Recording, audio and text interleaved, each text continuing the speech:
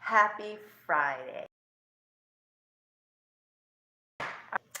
We are going to read a little bit more of the Roswell Report, case closed.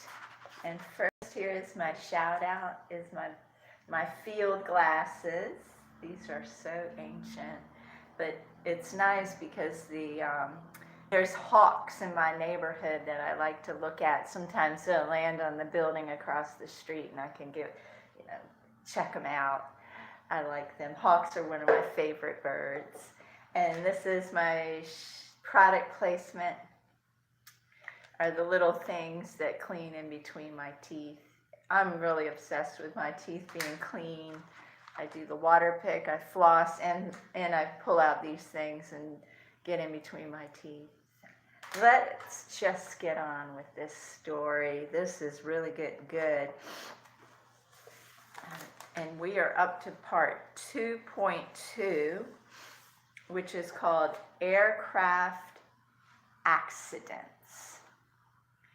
The examination of events that involve the Walker Air Force Base Hospital that may explain reports of bodies was begun by reviewing the most prominent possible source, which were aircraft accidents.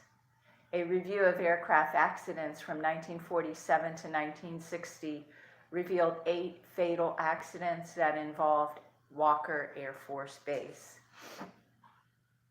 The following 3 basic criteria were used to narrow research efforts to specific accidents. For more detailed explanations, were the victims burned, resulting in possible descriptions of black little bodies? Were the victims transported to the Walker Air Force Base Hospital? And were the victims autopsied? To facilitate this examination, researchers reviewed official accident reports, organizational and base histories, individual personnel, records of victims, and contemporary newspaper accounts of the accidents. Interviews of persons who participated in the aftermath of these accidents were also conducted. As a result, only one accident met the 3 criteria: the June 1956 KC-97 accident. Upon detailed review of records of the 1956 accident and interviews with persons. Good morning, Lifestyles. I saw that you were live. I'm going to hit you up in a little while. Good to see you. In 1956, fatal KC-97 aircraft mishap. In 1956, Walker Air Force Base, New Mexico was the home of a Strategic Air Command 6th and 509th Bombardment Wings. Additionally, Walker was home of the 509th Aerial Refueling Squadron, 509th ARS equipment with the KC-97G aircraft. The accident occurred on June 26, 1956, 8.8 statute miles south of Walker Air Force Base. A KC-97G aircraft with 11 crewmen on board while on a refueling training mission experienced a propeller failure 4.5 minutes after takeoff. As a result of the propeller failure, a propeller blade was believed to have punctured the deck fuel tank of the fully loaded tanker, causing an intense cabin fire. The aircraft was quickly engulfed in flames, spun out of control, and was completely destroyed. All 11 Air Force members were killed instantly by the fire and impact explosion. Due to the isolated rural impact location on property owned by the state of New Mexico, there was minimal collateral damage and no fatalities or injuries to persons on the ground. The remains of the crewmen were recovered from the crash site and transported by members of the 4036 U.S. Air Force Hospital, numerical designation of the hospital at Walker Air Force Base, to the hospital facility at Walker Air Force Base for identification. On the day following the crash, an identification specialist from Wright-Patterson Air Force Base, Ohio, arrived at the hospital to assist in identifying the remains. Partway through the identification process conducted by both the identification specialist and the Air Force members assigned to the Walker Air Force Hospital, the identification activities were moved to a refrigerated compartment at the Walker Air Force Base commissary. This was due to an overpowering odor emitted by the burned and fuel-soaked bodies and the lack of proper storage facilities at the small base hospital. Also, on the day following the crash, June 26, 1956, autopsies of 3 of the victims were accomplished by a local Roswell pathologist. These examinations were performed at a local funeral home. Upon completion of the identification procedures and the post-mortem examinations, the remains were shipped to the next of kin for burial. Comparison of the account to the KC-97 mishap. The series of actual events contain extensive similarities to the accounts provided by Dennis. The numerous and extensive similarities indicate that some of the elements of this actual event were most probably included in the Dennis's account.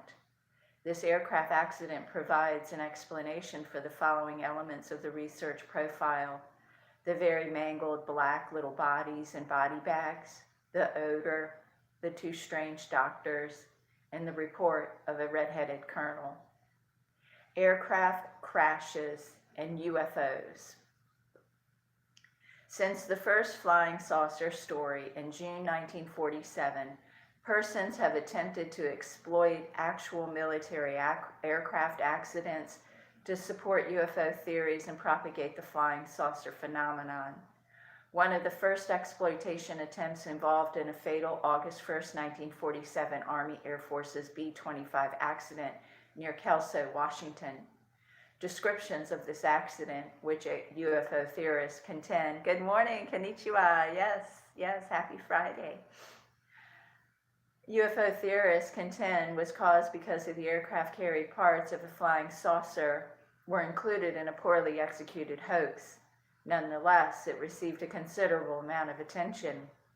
Another incident was photographs of an alien supposedly from a 1948 crash of a flying saucer in Mexico.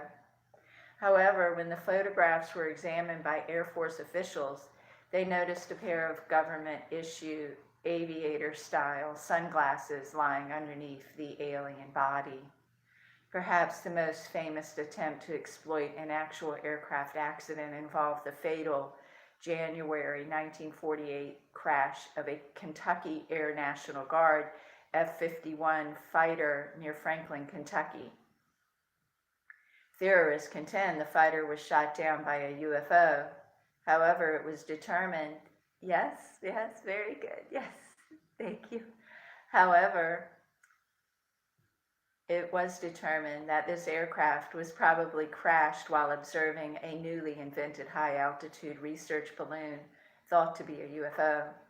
The large balloon, which matched eyewitnesses' descriptions at the time, was released the previous day, and its ground track placed it precisely in the area where the unidentified objects was sighted the next day. Regardless, shameless attempts to exploit this event continued as recently as 1995, when the tabloid TV program Sightings aired and published Sightings by Simon & Schuster, a distorted interpretation of this tragedy. The black little bodies.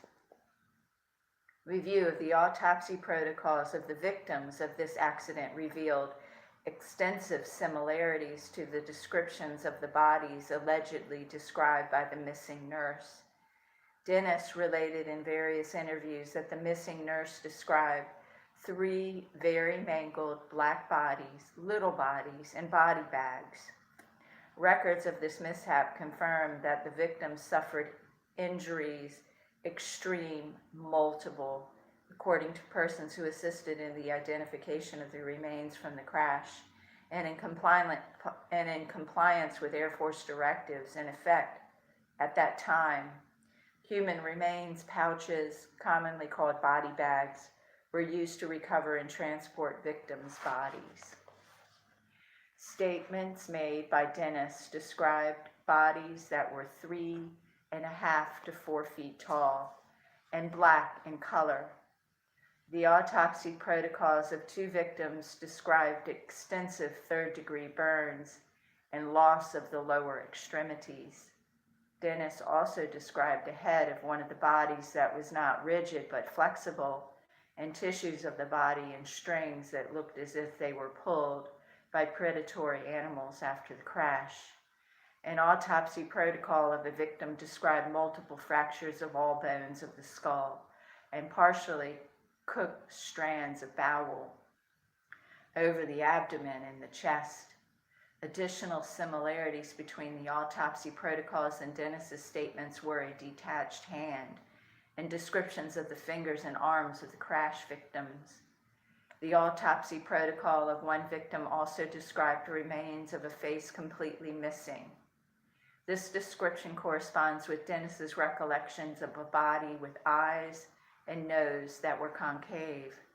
Also, the drawing of the head in one of the little bodies, Dennis claims, is representative of a drawing given to him by the missing nurse and a reasonable, accurate representation of a human body with its face completely missing.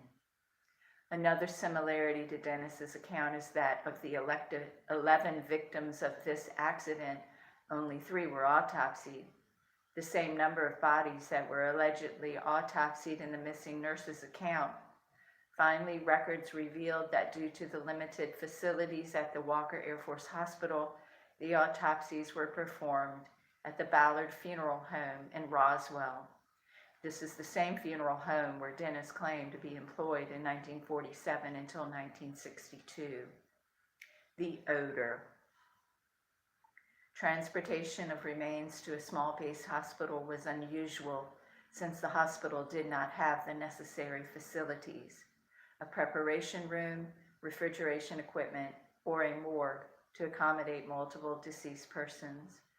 Records of other crashes involving Walker Air Force Base showed that the remains of the crash victims were transported either to another facility on Walker Air Force Base or directly to a local funeral home.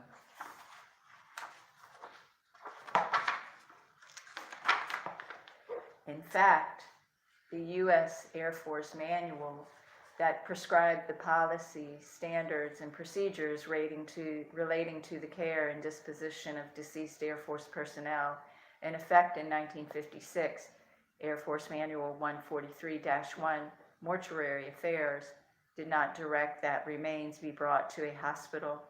It encouraged the local commander to improve facilities and make use of garages, warehouses, large tents, or other facilities for processing groups of remains.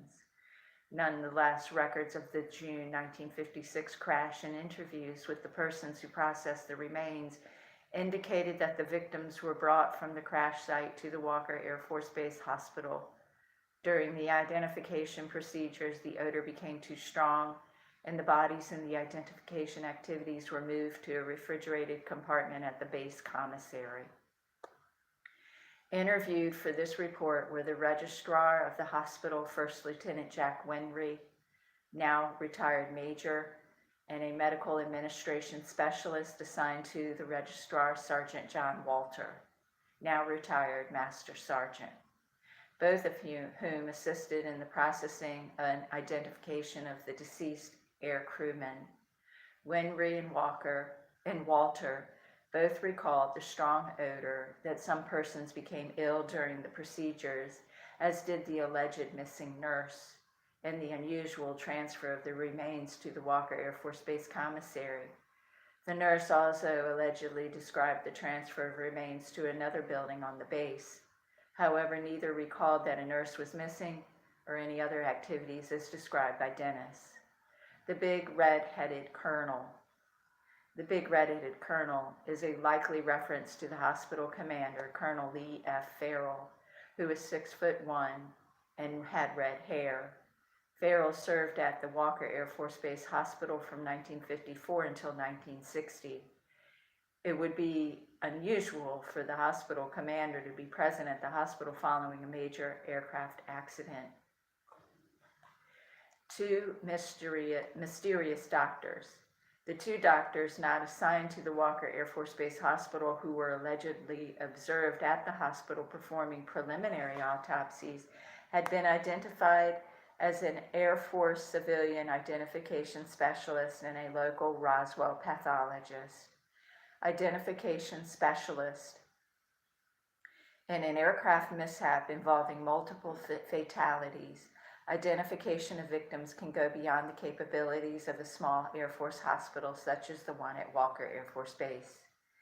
Beginning in July 1951, the Air Force Memorial Affairs Branch, now called Air Force Mortuary Services, employed full-time civilian morticians and funeral directors known as identification specialists to assist Air Force installations in the identification of deceased persons.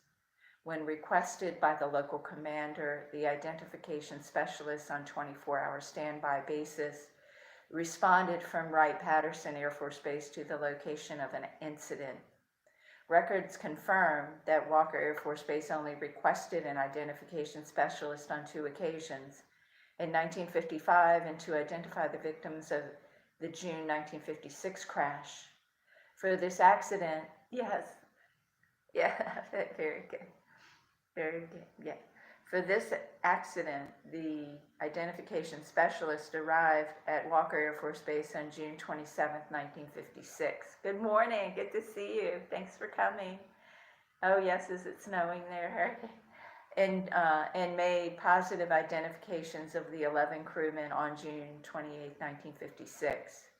When contacted for this report, the retired identification specialist who responded to this accident, Mr. George Schwader, did not have any recollections of Dennis, the nurse, the pediatrician, or any other unusual activities as alleged. Schwader did recall that on identifications of group remains such as this, it was typical to wear standard hospital surgical gowns and masks, and that he was often mistaken for a pathologist. Due to restrictions on the release of information concerning identification process, uninformed individuals who may by chance have witnessed some portions of the identification were often the source of considerable amount of speculation. The identification procedures employed by the identification specialists were not classified, but AFM 143-1 Mortuary Affairs directed that no information will be divulged concerning identification or shipment of any remains until a final determination of identity has been resolved for all remains. For this accident, identification took approximately 2 days, and any releases of information were restricted to individuals with an official requirement. These restrictions extended not only to the general public, but also to the Air Force members. A possible reference to the identification specialist is found in one of Dennis's recitations of the account. Dennis, a mortician who might possess limited knowledge of Air Force mortuary procedures, stated that he was told the doctors might be pathologists from Walter Reed Army Medical Hospital. Walter Reed Army Medical Center in Washington, D.C. is a likely location that an unknown pathologist performing an autopsy on military personnel might have been based. Co-located at Walter Reed is the Armed Forces Institute of Pathology, AFIP, and beginning in 1955, AFIP sent pathologists into the field to examine aircraft accidents.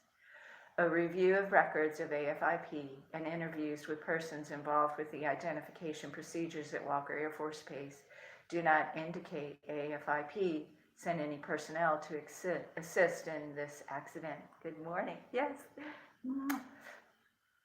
Pathology consultant. In June 1956, the Walker Air Force Base Hospital did not have a pathologist on staff. All autopsies and examinations of pathological specimens were conducted by a civilian consultant from Roswell. The autopsy protocols of the deceased crewmen from the June 1956 crash indicated that Dr. Alfred S. Blau of Roswell performed the 3 autopsies. Obviously, neither the pathologist nor the identification specialist were normally assigned to the Walker Air Force Base Hospital and would not be expected to present at the hospital, especially to an observer with limited knowledge of these activities. Continuing research. The focus of research was now shifted to other activities that might explain the remaining portions of the profile. The unexplained portions were A, the presence of a red-headed captain, B, the wreckage in the rear of the ambulance outside the Walker Air Force Base Hospital, C, the heightened state of security at the Walker Air Force Base Hospital, and D, the shipment of a body with a large head to Wright-Patterson Air Force Base. Based on previous research, this effort began by examining records of the other Air Force aerial vehicle known to have operated extensively in the Roswell area since the late 1940s, high-altitude research balloons. Okay. Now we are up to part 2.3. High-altitude research balloons. Good morning. Thank you.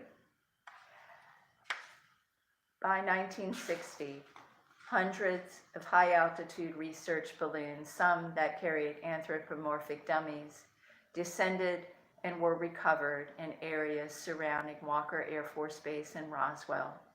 But based on the descriptions of the bodies and the involvement of a hospital and medical personnel, it did not seem likely that high-altitude research balloons with scientific instruments or anthropomorphic dummies could possibly account for this testimony.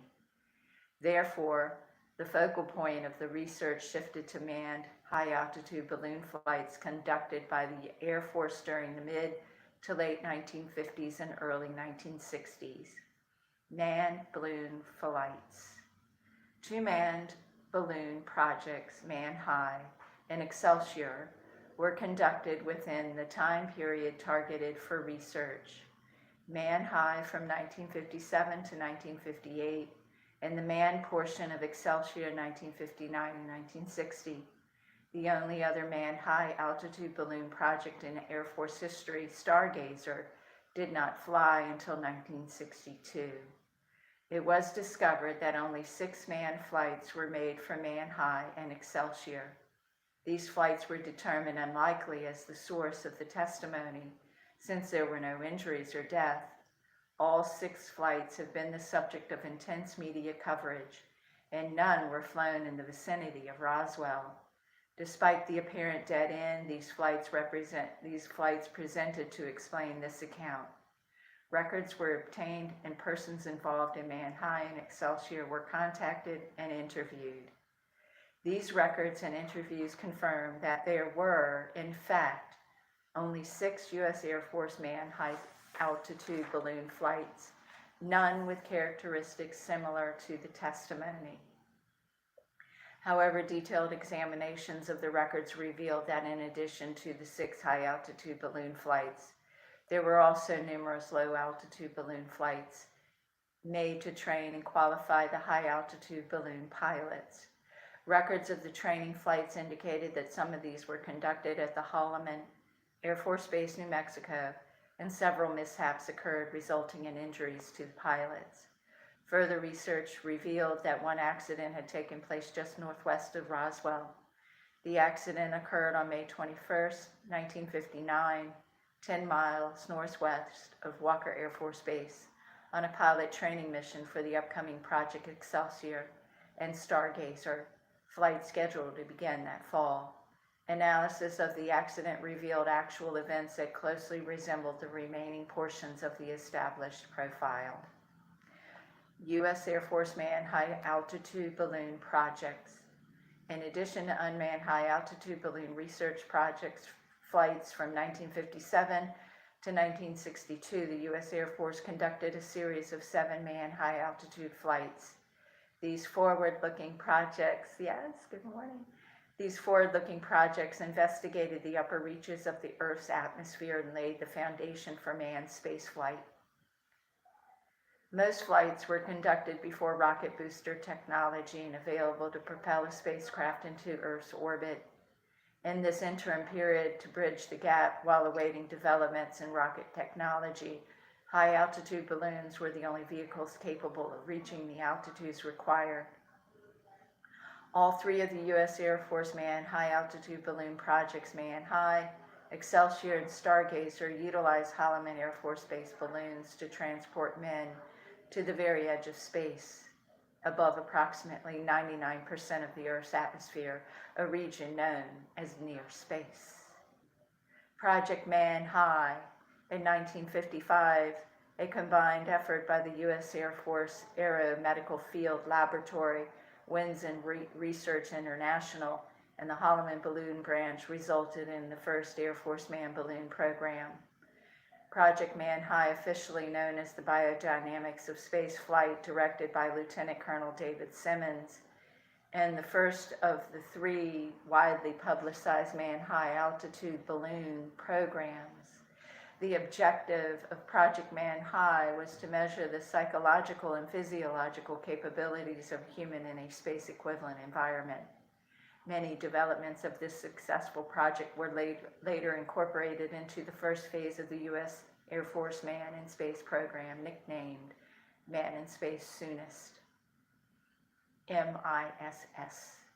Technology developed for MISS was transferred to NASA in 1959 and became part of Project Mercury, the initial series of the U.S. space missions.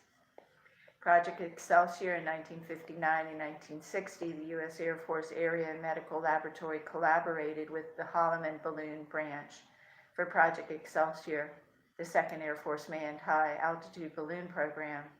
Excelsior was the dramatic climax of the high-altitude free-fall studies that began as Project High Dive in 1953, using anthropomorphic dummies.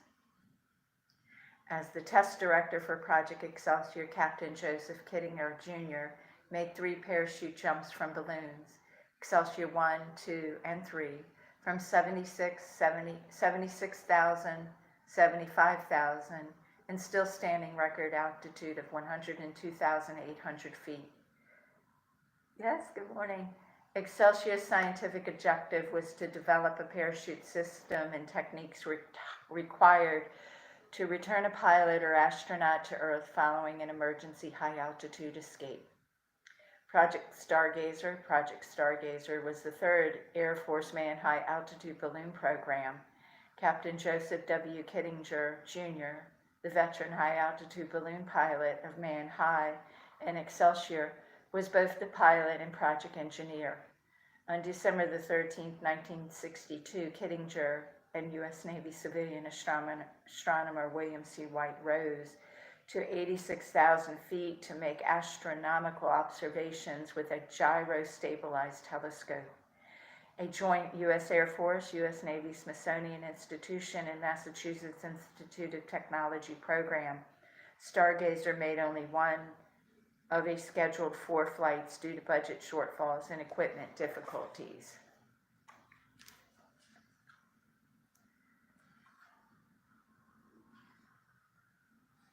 Low-altitude balloon training missions. Background.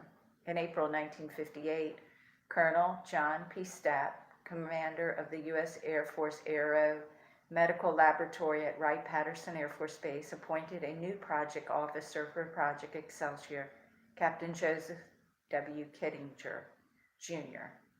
Excelsior was part of an ongoing program to examine high-altitude aircraft escape procedures and equipment. Kittinger was an experienced fighter test pilot who was the pilot of the first Air Force manned high-altitude balloon project, Man High 1, in June 1957. In addition to being the Excelsior project officer, Kittinger was the pilot and project engineer of Stargazer, which also utilized high-altitude balloons. By 1959, Kittinger was an integral part of Excelsior and Stargazer. Good night. Yes, all friends greeting from Indonesia. Wow, very good to meet you, my friend. By 1959, Kittinger was an integral part of both Excelsior and Stargazer, and one of the only 3 individuals in the Air Force with high-altitude balloon pilot experience. Due to the hazardous nature of these important projects, staff was concerned that an injury to Kittinger might result in cancellation of both or one of them. Thank you, yes, smile happy, yes.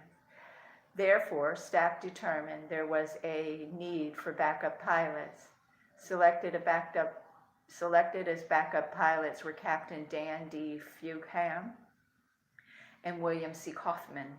Both men were rated aircraft pilots, parachutists, and research and development officers assigned to the Aeromedical Laboratory at Wright-Patterson Air Force Base. During the 3rd week of May 1959, a series of low-altitude manned balloon flights were flown to train Fulgham and Kaufman. These flights were launched by the Holloman Air Force Balloon Branch. To satisfy safety requirements, the flights were closely monitored by medical personnel at all times. A helicopter with medical personnel followed the flights during the daylight hours. A C-131 aircraft followed during hours of darkness. And at all times, medical personnel followed in an ambulance. Balloon recovery and communication technicians also followed the mission on the ground in a communications vehicle and a balloon recovery vehicle. The safety requirements were a result of several recent balloon mishaps that resulted in serious injury to the pilots. To meet the training schedule, Kittinger, Kaufman, Fulgham were assigned temporary duty TDY from Aeromedical Laboratory at Wright-Patterson Air Force Base to the balloon branch at Holloman Air Force Base, New Mexico. Yes.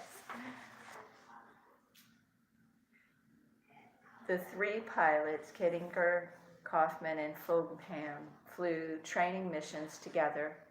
Kaufman and Fulgham alternately flew the balloon while Kittinger instructed. The missions were flown at night to take advantage of light winds and avoid the effect of diurnal heating on the helium, the lifting gas that filled the balloon. Used for these missions were 30-foot diameter polyethylene balloons and an aluminum gondola specially designed for low-altitude training. The first training mission scheduled for May 19, 1959 was canceled due to equipment problems. Problems overcome, the next day at 1:30 a.m., the mission launched from White Sands Proving Ground.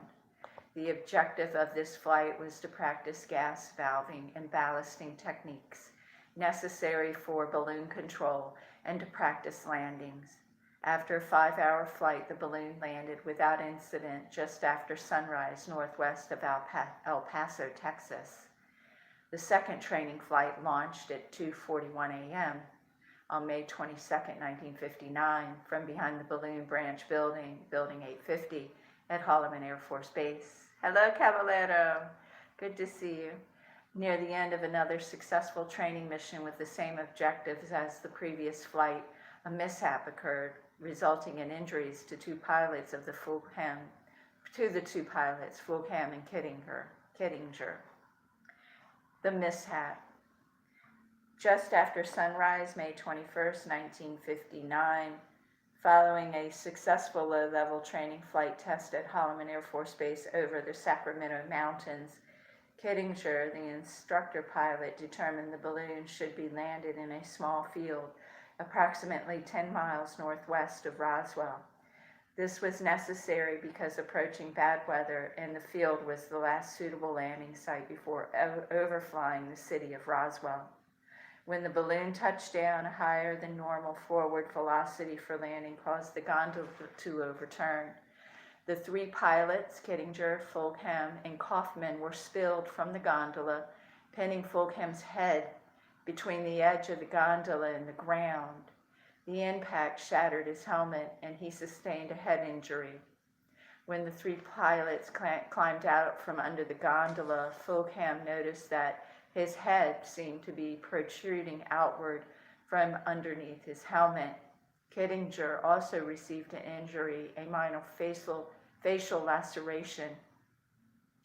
The crew of the nearby chase helicopter and personnel in the ground tracking vehicles rushed to the scene. For medical treatment, the pilots were transported by the helicopter to nearby Walker Air Force Base. When the helicopter landed at Walker Air Force Base, it was met by armed security personnel who sought to verify the purpose of the unannounced arrival. The security personnel escorted the balloon pilots to the hospital.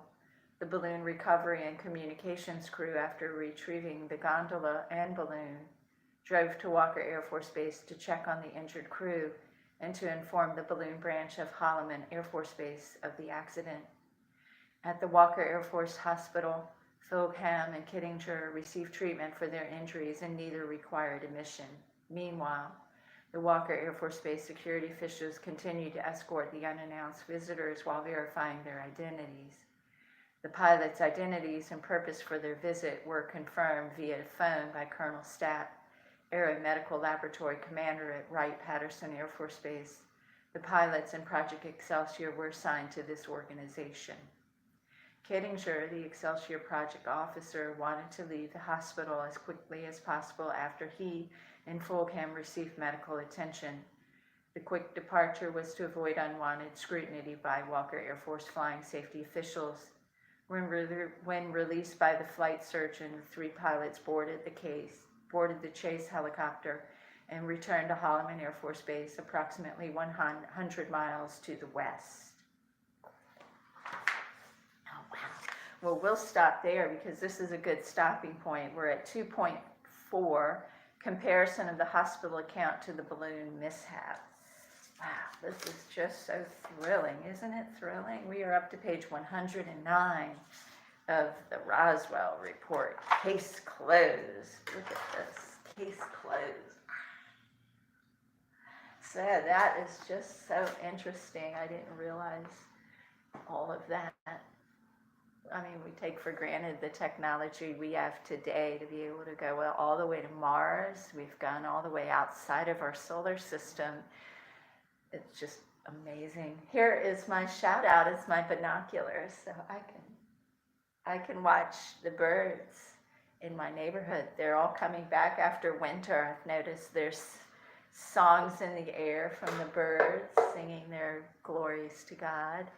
And it's such a welcome sight to see, even though it's still cold. They come back just in time for spring. This is my shout out, my product placement. The things I use to pick at my teeth. I eat a lot of nuts. So these help get my teeth cleaned. In addition to my water pick and my floss and my soft toothbrushes. It's a wonderful day. I'm so glad that you're here. It's Friday. I might have time to pick up some on this later. I have to be somewhere today. I'm going to try to donate blood. So if I get back in time, maybe I'll try a little bit more reading for you all. There's ongoing construction in my building on my floor. It's making things very difficult for me during the day, but we will try to read some more later. I hope you have a wonderful day. If you let me know you were here with the chat or in the comments below, I'll always check out your channel because I'm dying to see what you're doing. All right, people, give me a kiss. Have a good day.